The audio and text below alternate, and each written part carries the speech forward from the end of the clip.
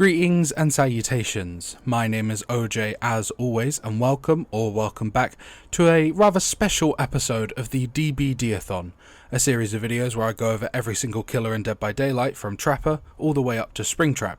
I go over their in-game lore, aka just reading their in-game bios, their gameplay / their power, their teachable perks, as well as their design and my favourite / least favourite cosmetics for them.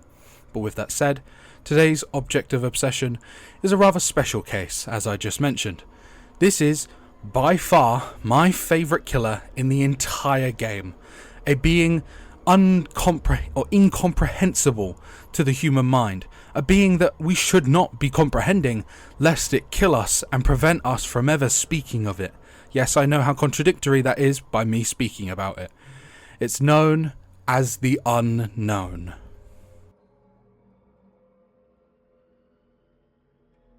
Olivia's master thesis was on urban legends and their origins.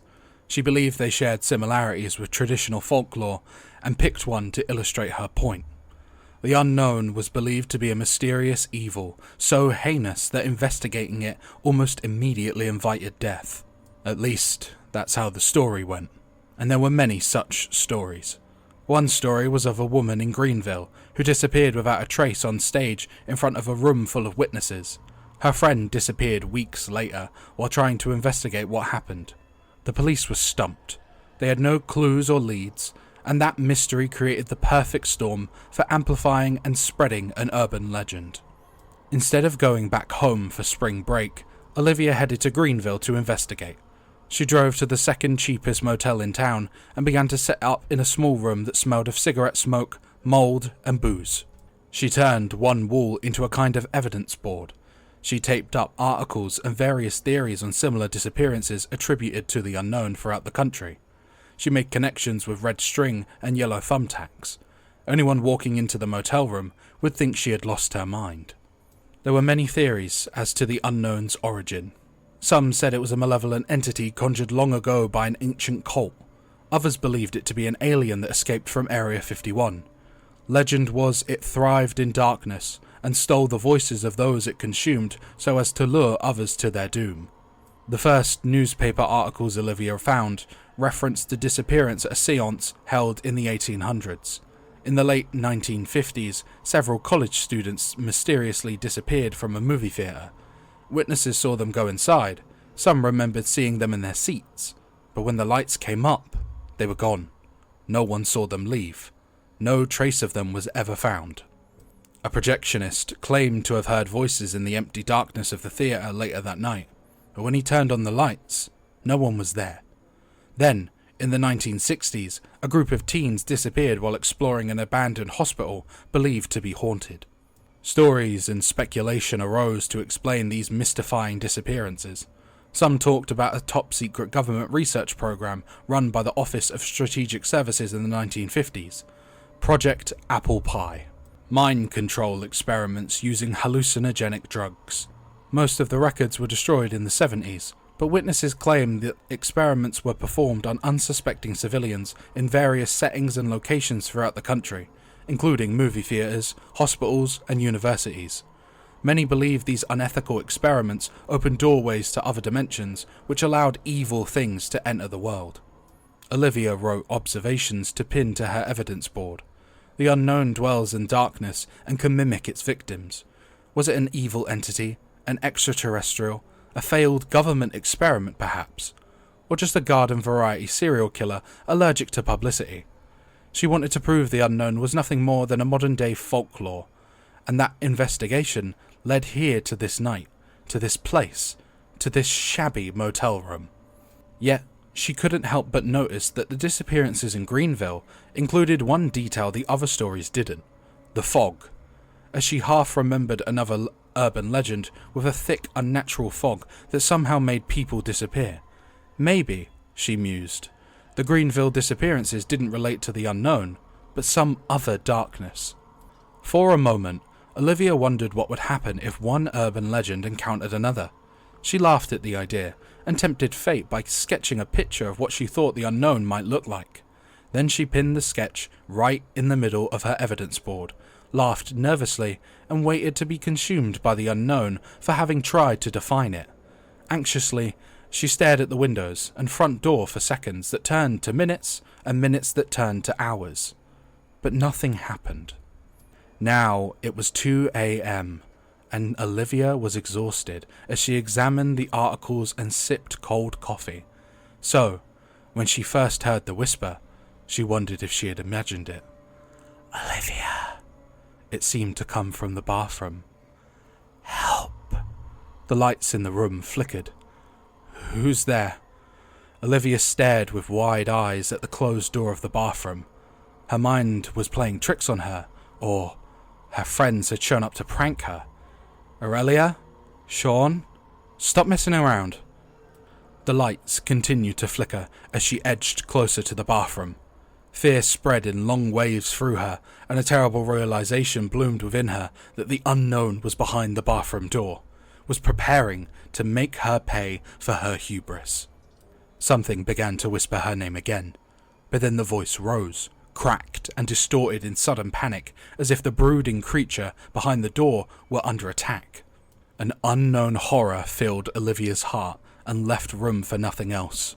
She breathed deeply as cold sweat beaded on her forehead. She placed her hand on the doorknob. The lights turned off, but she could still hear the strangely inhuman cries. Then the lights turned back on, and she could see a strange black fog seeping through the bottom of the door. Hesitantly, Olivia creaked the door open to see a bulky shape with frenzied tentacles being pulled into a thick mass of fog, vanishing slowly into the darkness like a dying shadow. The shrieking suddenly stopped. Neighbours banged on the wall to turn down the TV, and Olivia stared intently at the black abyss that yawned before her. She wasn't sure what to do. Part of her wanted to run, but the other part wanted to know more, and as she considered what to do next, dozens of voices began to call out to her with promises of the unknown and the impossible, and of unearthly things beyond human experience. What I just read to you was the Unknown's in-game bio. I think this is an absolutely fantastic way of describing to us what the unknown is, by never giving us that answer. Not once do they explicitly state what the unknown is. It is a first-person perspective of someone's experience with it, and I think that's as good as a way of telling us about it as you could possibly create.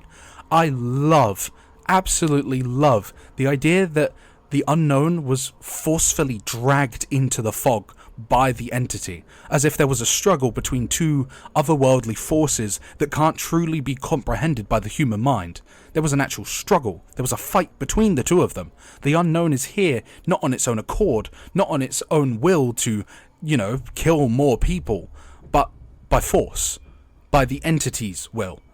That does imply that the entity is probably a bit stronger than the unknown in terms of otherworldly corporeal beings, but it doesn't matter. The unknown is absolutely fantastic. This piece of lore is a fantastic way of telling us what the unknown is without ever telling us. This is the definition of what perfect horror should be. The most prominent fear, one in everyone, no matter how hard we try to deny it, is the fear of the unknown. Whether that be starting up a new job and you're scared how it will go, meeting someone new on a date and you're not sure how it will go. That fear of the unknown can stretch to any facet of the world. And having this being be a personification of that fear is a fantastic idea. Just as a small example, here's a small spoiler for Resident Evil 8, aka Resident Evil Village. When you enter the Beneviento house, there is a basement. You are forced to enter this basement and you have all of your weapons taken away from you. That creates a sense of unease already because you have become comfortable with, having a way to defend yourself. Then, during a section of this basement puzzle, all of the lights will go off. And as you're walking around, you will come across an umbilical cord. That's very unnerving. And then you hear the distorted sounds of what sounds to be a baby. That initial oomph of hearing the baby sounds before you eventually see the creature, which in its own right is gross, is disgusting, but the build up to the reveal of the baby is scarier than the actual reveal, because your mind will attempt to picture what that is, and what your mind will create will 99% of the time usually be scarier than what is eventually presented to you. So getting that fear of the unknown and trying to twist it and use it in Dead by Daylight is a fantastic idea, and I could not be happier with how they wrote the Unknown's lore. And whilst we're here, I would like to mention that in the lead up to this chapter's release, as in All Things Wicked, there were multiple videos and like text box or text stuff, like a lot of teasers for this original chapter, and those teasers really added to just how scary the Unknown would eventually become. They were filmed in sort of an analog horror found footage manner. The one I remember opening up my phone, seeing a post on Dead by Daylight's Instagram, and it was the one where the Unknown slowly unzips the camping tent. That had me shit scared. That terrified me. I was like kind of leaning back in my chair as far away from my screen as possible. I can't, like, I'd never been more excited for an original chapter after seeing that first teaser. It scared the shit out of me, but I was enamored. I was so excited to truly finally see what this being would be. And of course, as I'll get to eventually, its eventual design, obviously, isn't as good as the build up to it, but it's because you are giving a corporeal form to something that is, meant to be unknown, is not meant to be comprehended by the human mind. But that we'll get to its actual design when we get to it. But before we move on to its gameplay and its power, I would also like to mention that a lot of the inspiration for like the Unknown in general seems to be derived from analog horror, which for those that don't know is sort of like a online YouTube form of horror. I'm sure you've heard of like the Mandela effect, or no, not the Mandela effect, the Mandela catalogue, as well as I'm sure some of you have heard of the Five Nights at Freddy's like analog horror tapes, like the VHS tape stuff. A lot of that seems to have been some form of inspiration for the Unknown, as well as some folk legends. I'm not sure. I remember this word kind of being protected in some way, shape or form. I know it's potentially offensive to like Native American people, but like skinwalker, I've seen that word thrown around for the Unknown quite a lot, though I'm not sure on the intricacies of a skinwalker. I know the general idea of what it is, but you get what I mean. Like there's some sort of sensitivity around that word kind of just being thrown around. But anyways, with all of that said, I'd like to move on to its power / its gameplay. Now, before this segment begins, I would like to admit one thing. I am not very fond of the Unknown's power. Not in gameplay terms. When actually playing as the Unknown and using this power, it's very fun to use. I like it a lot, and I'll describe what it is in a minute. But I mean it more in a design perspective. As I've already mentioned, the Unknown is this otherworldly being that no one's allowed to ever look at or ever mention, or else they're killed, and it has obviously got something to do with tentacles. So how did that sort of creepy otherworldly being get dumbed down to using a grenade launcher?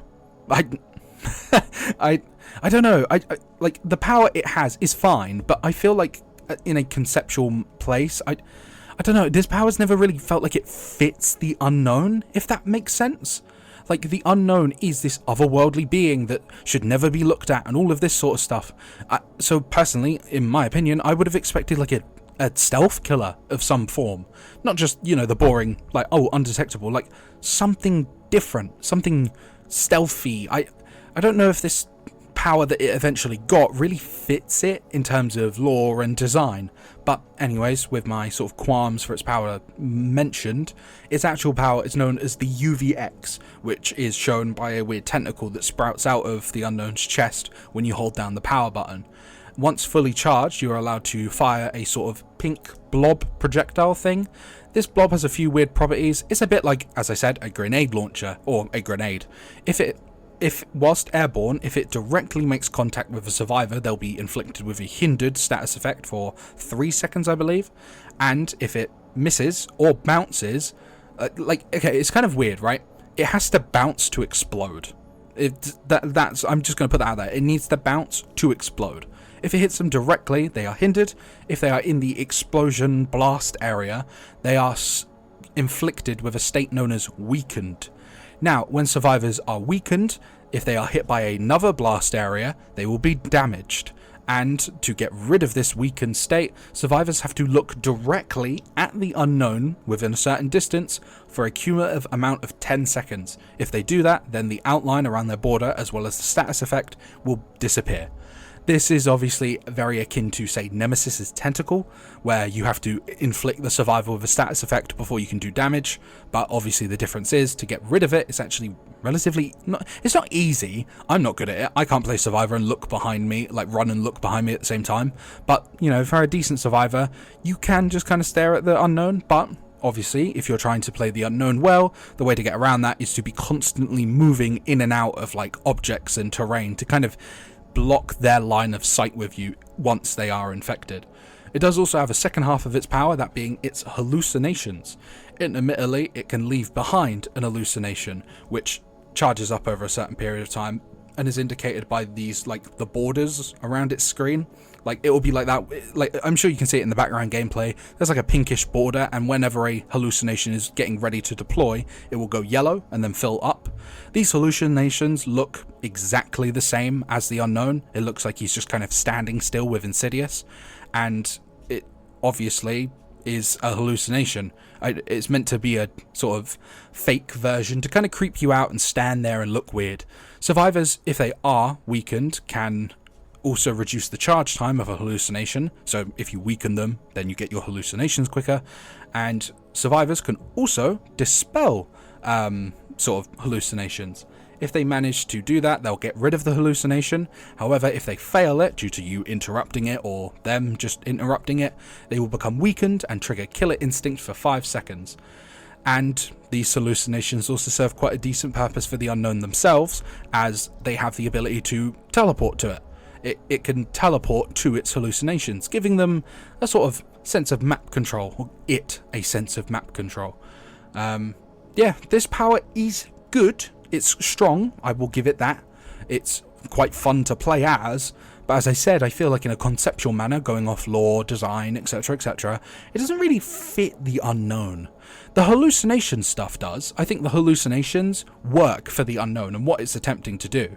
But the grenade launcher thingy, I don't know how I feel about that. Like, they are strong, they're fun to use as well, but it doesn't really fit him, or it doesn't fit it.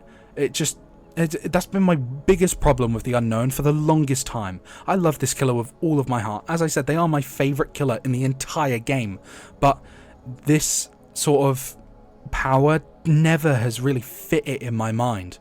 I'm not sure what... as I said, I feel like it should have been a stealth killer of some kind, but I'm not sure, obviously, myself, how you would portray or create a stealthy power for it.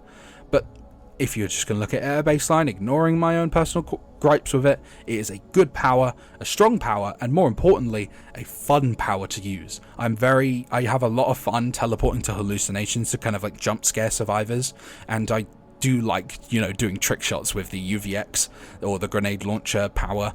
Like, you can do some cool stuff with it because it has to explode after it bounces, so you are literally almost encouraged to do trick shots, which is quite fun. And it has some decent add-ons that allow you to do some fun stuff with it as well, like getting hit with a blast zone makes them exhausted. That's really fun because I get to watch people try to do their life vaults and then they can't because, you know, they got weakened. But yeah, I like its power in a gameplay sense, but conceptually I have never really been too fond of it. But with that said, let us move on to its teachable perks. The first of said teachable perks is known as Unbound, with a description reading as such. Pain lingers in the air, an alluring aroma that excites the impulses. This perk activates for 24, 27 or 30 seconds after a survivor becomes injured by any means. After vaulting a window, you gain 7% haste for 10 seconds. Haste increases killer movement speed, and its flavor text reading, I heard it, running, it was getting closer. An anonymous testimony from the 9th of the 9th, 1979. Now, this perk is pretty fun. It's pretty fine and fun. It's obviously quite useful in the vault build. The bamboozle plus the the Vecna perk that I forget the name of, and the Whisker perk. It's just a bit of extra quickness after you've vaulted, which allows you to keep up with survivors, like running away. Obviously, this and Bamboozle put together can be really fun, and it does have a decent sort of blockage requirement, that being to injure a survivor before you can actually use it. It's a fine enough perk. It's obviously quite good in vault builds, as I said, but it's nothing like super duper crazy, nothing really much to say about it. So with that said, let's move on to its second perk. Said second perk is known as Unforeseen, which has a description reading as such. Terror takes many forms and whispers devastating lies in its victims' ears. When you perform the damage action on a generator, your terror radius transfers to the generator for 22, 26 or 30 seconds, and its radius is set to 32 meters. You gain undetectable for that duration. Then, this perk goes on cooldown for 30 seconds. Undetectable hides a killer's aura, terror radius and red stain, and it has flavor text reading, "Mum, if you find this, I'm sorry. A final journal entry dated the 7th of the 12th, 1991. Or actually, it could be 12th of the 7th. Because I'm British, so that for me that is the 7th of December. But it actually could be the 12th of July. I'm not sure if it's written in. I want to presume it's written in American because Behaviour is a Canadian company, if I remember rightly. So yeah, it is probably the 12th of July. But anyways, this perk is the Unknown's best, and I am quite fond of it. I'm sure, as I've said many times before, I am fond of perks that give me undetectable or haste, and this one does it in a fun manner. By transferring your aura or your terror radius to the generator, not only do you keep survivors off of the generator, assuming they don't know that you're doing it, but you also get undetectable, meaning you can go around jump scaring people, which, as I've said many times before, I enjoy a lot. So this perk is like I would argue it's a better version of Trail of Torment, because Trail of Torment, what it does is when you kick a gen, you get undetectable for as long as the gen is regressing, but survivors know you've kicked the gen because they see the regressing gen in yellow, and they know that you then have undetectable. This one obviously doesn't tell the survivors anything, and more importantly, keeps them off of the generator for the time that it's up. And, it doesn't go away if the generator stops regressing. So yeah, I would argue this is just kind of a better Trail of Torment, a more useful version, and it's a very fun perk that I am very fond of. But with that said, let's move on to its third perk. Said third perk is known as Undone, with a description reading as such. Hope is the delusion that keeps its victims alive. When a survivor misses a healing or repair skill check, gain 3 tokens, up to 18, 24 or 30. When you perform the damage action on a generator, if you have any tokens, consume all of them. For each token consumed, the generator loses 1% total progress and then becomes blocked for 1 second. Then, once the generator is unblocked, it starts regressing. This perk then goes on cooldown for 60 seconds. With flavor text reading, erratic behavior and machinery could be related to redacted. Further testing required. An OSS report from the 12th of the 2nd, 1943. This perk is absolutely awful. It is very bad because you are entirely relying on the fact that survivors are missing skill checks, and there is only one killer in the entire game who can really make that happen, that being Doctor. But even on him, it's not good. There are way better skill check related perks than this one, because not only do you obviously have to have the survivors miss skill checks, but you then need to get enough tokens for it to be, relatively useful, and then you need to go kick a generator to consume all of them. The effect you get, say you have 30 tokens, the generator loses 30% progress and then is blocked for 30 seconds. That's crazy, right? That's a really good effect. Did you notice how many loops you have to jump through to get that to happen, though? Insane. As I've said many times before in previous videos, the best perks for killers are the ones that don't require much effort on the killer's part. Corrupt Intervention, Scourge Hook Pain Resonance, and Deadlock are just some examples. They are very passive perks. Undone is like the most active perk in the entire game. And luck-based too. How? This is such a bad perk. Survivors have to be idiots and miss skill checks, or you need to force them to miss skill checks, and then you need to then kick a gen with a certain amount of tokens. What? And then it goes on cooldown for 60 seconds? What? This is a terrible awful, unbelievably bad perk. And with that said, I would like to finally move on to its design / my favourite and least favourite cosmetics for it. Now, as I alluded to earlier, the Unknown itself is, well, an otherworldly being. It doesn't actually have a corporeal form. It shouldn't have a corporeal form. But, of course, this is Dead by Daylight, so we need something for the survivors to look at when they're being chased.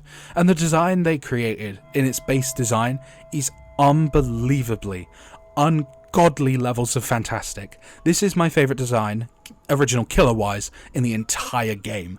I love every inch of this twisted, deformed thing from head to toe. Well, let's go from head to toe, right? From the head, already there is a lot going on here.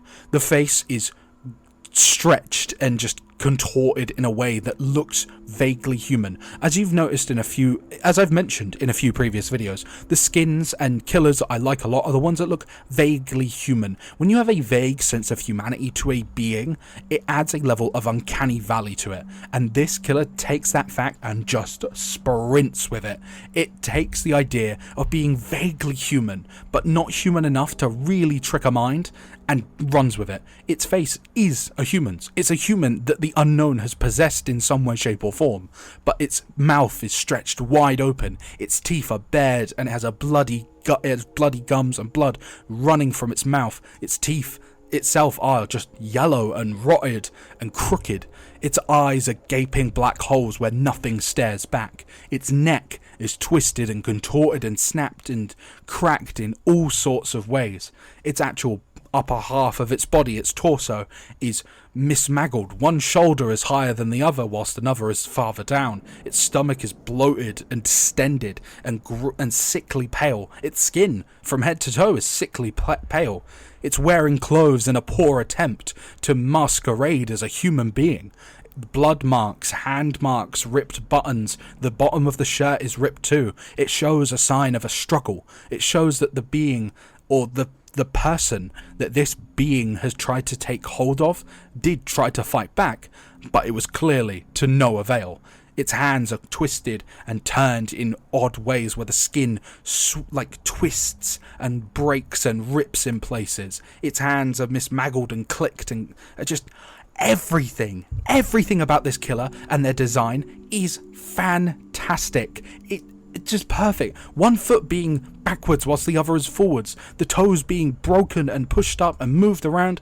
I cannot say enough. I cannot compliment this killer's design enough. It is a absolutely horrific display of a magnificent art piece. It is unbelievably wonderful. It is so good that Trevor Henderson, one of my favourite horror artists, actually drew a sketch of it. That's how good it is. For those that don't know, Trevor Henderson is most well known for his work of otherworldly, weird, creepy beings. Some pieces that you may know are Siren Head and the Cartoon Cat. Those are probably his most popular pieces. And just his work is fantastic. His artwork is surreal, it's gross, it's disgusting, and it's everything I love about horror, and The Unknown falls into that category too. I love the otherworldly killers, I really, really do. And as you know, one of my other favourite killers is Dredge. Who's surprised that I was going to love The Unknown? But it's just perfect. It's something that looks vaguely human, but you know it's not. You know this isn't a human being, but its attempt to masquerade as one is grotesque, it is horrific, and it is everything I have wanted from this game forever. I love the horrific killers. I love stuff that scares me. And Dead by Daylight has, admittedly, not been very scary. But this killer sort of injected that love back in. This killer dragged me back by my feet with its weird ass tentacle back. Its back is a mouth, by the way. Its back gonna open up like a mouth and sprout tentacles and shit. That is insane. And whilst we're still on this face design, because by the way, we're not even moving on to cosmetics yet.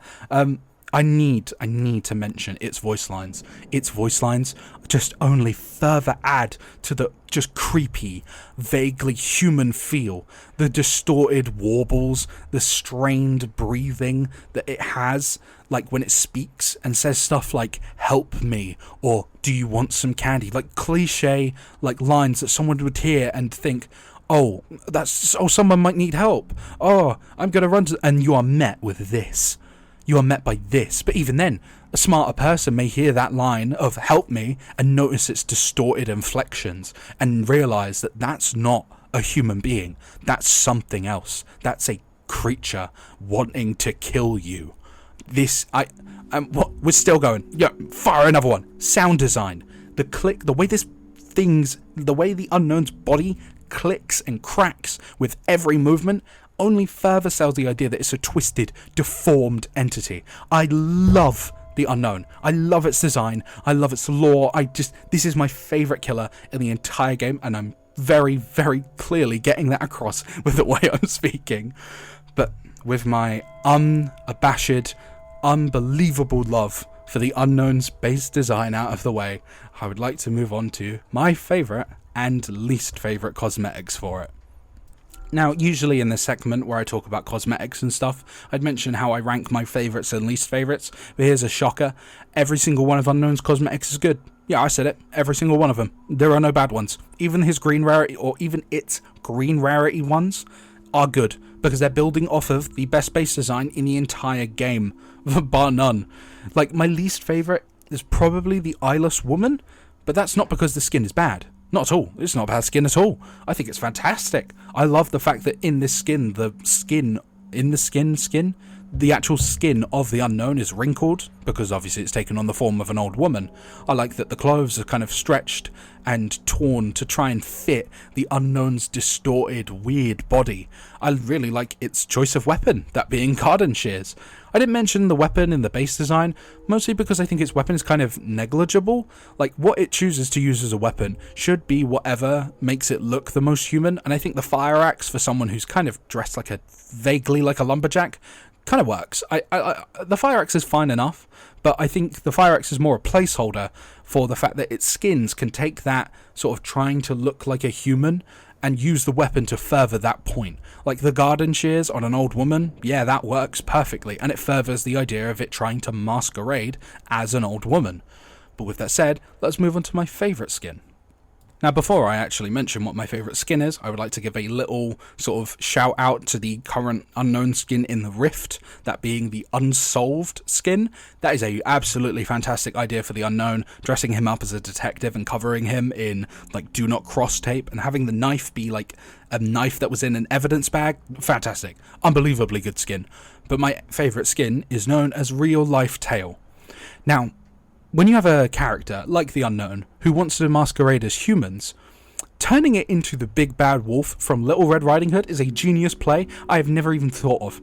When I saw the Unknown, that wouldn't even come to my mind, but it is a generational play. This is the sort of shit LeBron pulls. I cannot sing my high praises for this skin enough. It's not better than its base design, I don't think anything could be, but it's damn near close.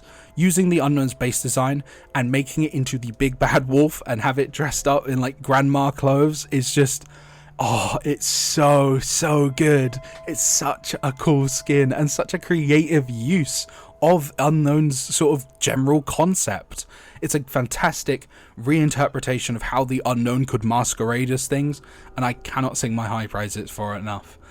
But with all of that said, we are at the end of the video. As I am sure you can tell, the Unknown is my favourite killer in the entire game. I said it multiple times, I'm just going to say it till I die.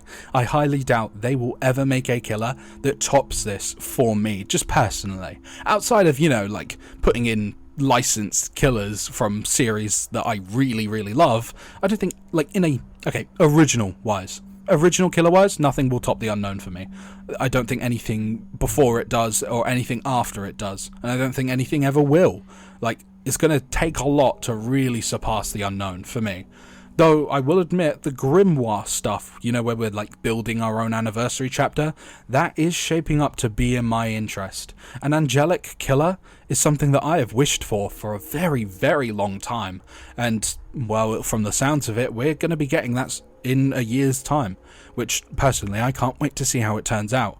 But anyways, I love The Unknown with all of my heart. It is my favourite original killer in this game by a good country mile, and what else can I say? I've poured my heart out in this entire video for this odd, creepy, mismaggled, deformed, otherworldly entity. But with that said, I hope you have enjoyed the video. Like, comment and subscribe if you have, or if you feel so inclined. I hope you have a good evening, afternoon, morning, etc. And the next video in this series shall be a killer that I am not particularly familiar with, nor do I really care too much for, I must admit. That being Dungeons and Dragons' own Vecna.